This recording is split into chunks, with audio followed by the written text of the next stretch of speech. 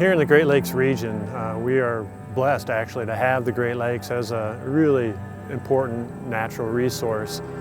They provide really important habitat to support the agricultural community in our area, shipping industry, and a lot of wildlife habitat and recreation associated with that. They're really a national treasure. And Ducks Unlimited is very engaged in Great Lakes conservation because it's also a really important area for waterfowl that migrate through here. And so our conservation efforts in the Great Lakes region composed largely of protecting and restoring and improving coastal marshes that surround the Great Lakes, that provide important habitats and buffer the coastal communities against storms and high lake levels. The wetland conservation work that we do has lots of co-benefits. I mean, our focus obviously is waterfowl because that's the mission of our organization, but we readily embrace all the other co-benefits that come along with that. And in the Great Lakes region, an important co-benefit is water quality. And the Great Lakes themselves provide water for over 35 million people. And the wetlands that we are able to protect and restore and enhance have a direct role in maintaining and improving the quality of that water for those people. So the work that we do, not only is it crucially important for waterfowl, but it also benefits the people that live in this area, both directly in terms of drinking water and indirectly for recreational opportunities.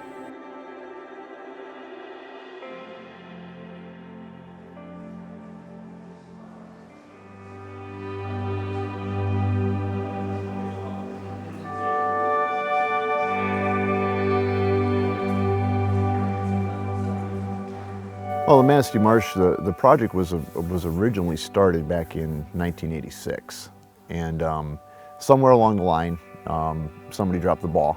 There was a pump out there to help flood the marsh. That pump broke down, and it laid idle for a long time until Ducks Unlimited got involved.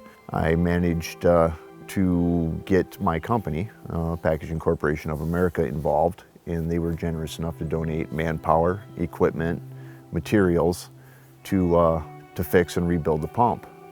They did a lot of work out there for free, donating it to Ducks Unlimited, and we got the pump rebuilt and in working order again. As of right now, the access to the marsh is limited, but the opportunities for hunters, fishermen, bird watchers out there is phenomenal.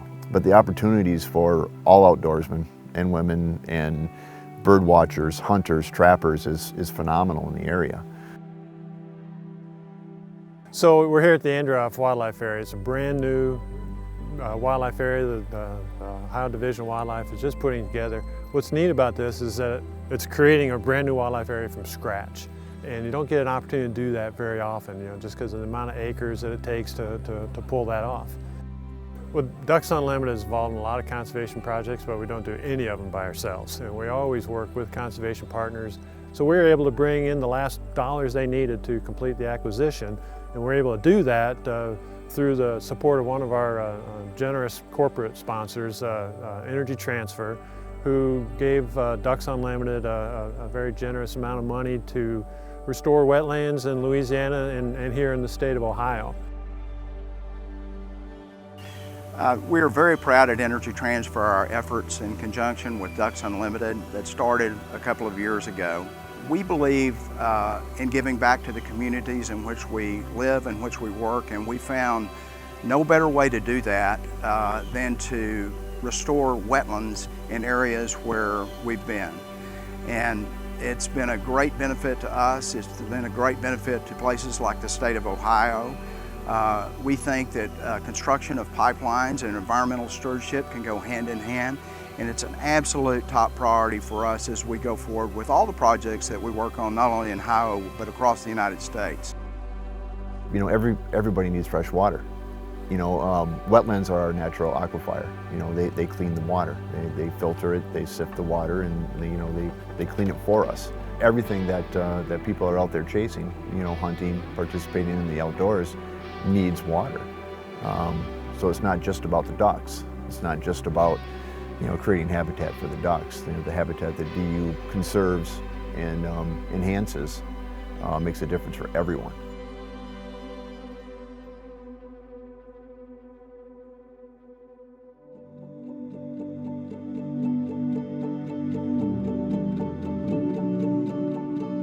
My name is Lance Valentine. I'm a full-time fishing guide and fishing educator, and I spend a lot of my time here on the Detroit River guiding for walleyes, usually April and May every season.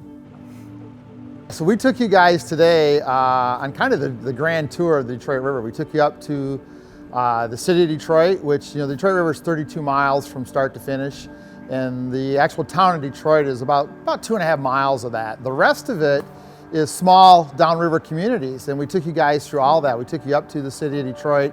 We catch a lot of walleyes right there in the shadow of the skyline of Detroit. We have nesting sets of loons. We took you all the way down to Lake Erie and kind of showed you the man-made shipping channels that were created. We took you around the bottom of Grosse Ile and kind of showed you what was going on there. And you guys got to see kind of the whole diversity from the old abandoned steel plants to the working steel plants to the city of Detroit, and then to the people that actually make a living and live and have a river-type life right on the same river. It's pretty amazing the diversity in this little section of river.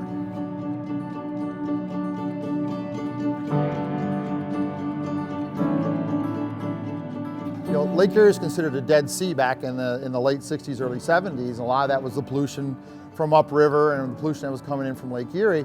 Then we had this resurgence of the Clean Water Act, and now we have the best walleye fishery in the world. And for us as anglers, we look at the health of the fishery. They say there's over 100 million adult walleyes in Lake Erie now. That's the best walleye population anywhere in the world. Not only is the fish an indication to me of how good it is, there's all kinds of wildlife, especially the bird life, that tells us that this is a healthy ecosystem. Having clean water and taking care of the water, not just here, but obviously upstream, because that's where everything comes from upstream. Taking care of it's all our responsibility, but when you're on it every day and you make your living in it, it really kind of makes a bigger impact that you need to take care of the water. I knew Ducks Unlimited cared about water for the ducks. I got all that. That's pretty easy to handle. But you don't understand until you see it what their projects do for people like me, right? So if you're an angler, you have to care and you should support what Ducks Unlimited is doing, the conservation part of it. You may never ever sit 1 minute in a duck blind. That doesn't matter, because Ducks Unlimited is making a difference in the quality of our fishing by taking care of issues that can create bad water. If we all work together as sportsmen, one of the things we do very, very poorly as sportsmen's groups, we're not together. Well, the people that don't care about the outdoors, and the people that don't want us to enjoy the outdoors, they're smaller in number, but they're a better group. 100 people as one voice is a lot louder than 100 individual voices. So I think we need to be conscious as anglers of what other conservation groups, Ducks Unlimited in particular, are doing to help us have the water we need to enjoy our fishing. We need to be on board, support what they do, and be a part of what their mission statement is, so we still have the result here to have great fishing.